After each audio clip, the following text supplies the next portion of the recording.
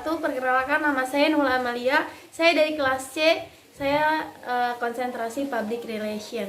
Di sini saya akan membagikan pengalaman saya tentang melatih kecerdasan otak kanan dan otak kiri.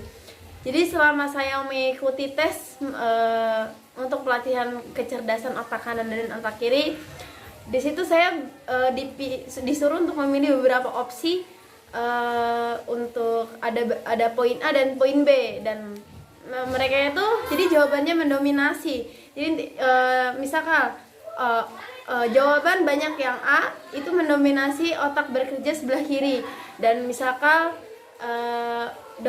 dominasi jawaban yang B itu berarti otak kanan, seperti itu. Nah, semenjak saya mengetahui bahwa yang mendominasi otak saya itu otak kiri, ya saya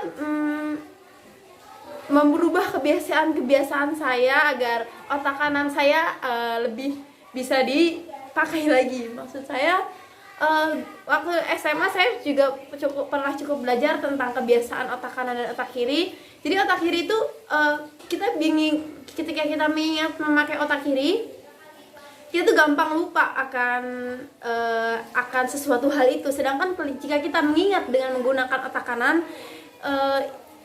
jadi itu tuh kita akan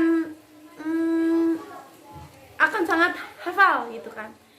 Nah, ibaratkan contoh gini, saya punya pengalaman waktu kecil, misalkan saya kepleset misalkan di jalan. Nah, kenapa saya ingat? Karena saya menyimpan sesuatu kenangan itu di otak kanan. Nah, berlagi setiap perkara materi yang saya dengarkan minggu lalu saya sudah lupa. Nah, itu berarti saya menaruhnya di otak kiri. Nah, saya sangat apresiasi kepada Bapak dosen yang memberikan tes pengetahuan atau tes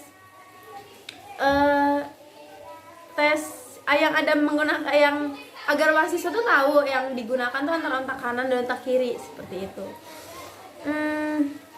Menurut saya tes itu tuh harus selalu ada ya, karena itu bisa melatih. Misalkan dapat diketahui bahwa mengingat dengan menggunakan otak kiri itu berarti ya bukannya tidak baik, cuma ya lebih baik kita mengingat dengan otak kanan. Nah, dengan semakin kita bawa ternyata kebiasaan dari tes tersebut itu menyambungkan dengan kebiasaan.